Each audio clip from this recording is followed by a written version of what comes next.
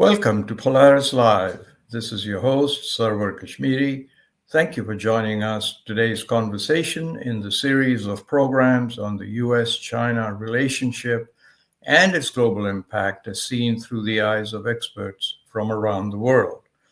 This user-supported channel is brought to you live in conjunction with the Foreign Policy Association of New York. You can also listen to these programs as podcasts on your favorite platform.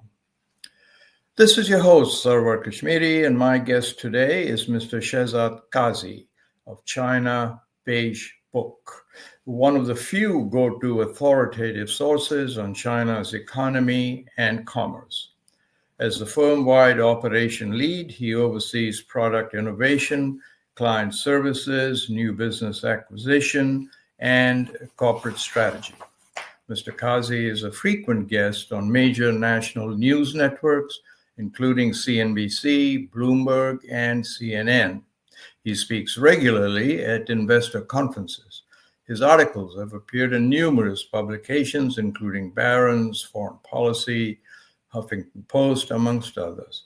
Welcome back to Polaris Live, Shehzad. So nice to have you with us again. Thank you for having me back on. It's good to see you. Shehzad, the US dollar is the world's reserve currency. Whenever there's trouble, weakness in economies around the world, countries flock to the US dollar by treasuries. It also helps us, obviously, with the trillions in other countries, trillions of dollars of treasuries to fund our debt more than it would otherwise. My question is this. In the last month or so, we've had a back and forth on tariffs, the types of tariffs, the applications of tariffs, the reduction, increase. Do you think that this kind of behavior on the part of the U.S. administration is hurting the dollar, making it less desirable? Well, I think what we've certainly seen happen in markets this past 10 days or so at this point is a kind of fear and concern around the dollar. There's certainly been talk that the U.S. reputation is perhaps taken a hit for the long term, and that what we saw happen in the bond market last week was not just some short-term phenomena, but may have longer-term implications. These are the theories that are currently out there. But the reality is that ultimately the U.S. dollar and the confidence in the U.S. dollar to a large extent arises from more certainty around policy, even during times of change or even during times of very severe crises. And of course, there have been back-to-back major economic crises or non-economic crises that have translated into economic crises. So navigating that, the policy arena while making sure that you are, again, emphasizing how important it is to keep the dollar protected, keep the dollar safe, goes a very long way. So Shehzad, is it really true, as many people say, that no matter what happens with trade policy or the ups and downs of America's politics, that the dollar is the dollar? There really is no other currency that even comes close. So two questions. One, do you agree with that analysis? And two, if you were to name a couple of currencies that might in the future start creeping up, not to the dollar's level, but almost there, what two currencies might you name?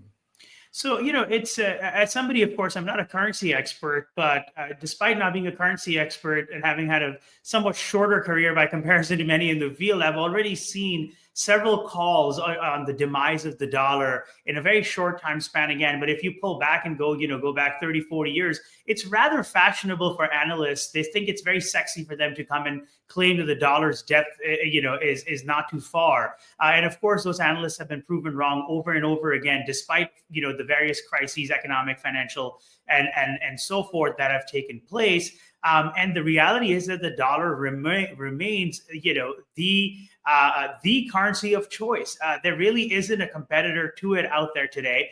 And any other currency that realistically threatens the dollar's supremacy in the world today. it's very fashionable also to increasingly, especially in the developing world, to talk about the fact that the Chinese yuan somehow is going to replace the dollar, or that they're going to become the world reserve currency. And of course, it's hard not to snicker at that a little bit, because it seems like a lot of folks talk about the yuan becoming the world reserve currency other than the Communist Party, which of course has shown no ambitions, no desire to do so, and keeps the yuan pegged to the US dollar itself.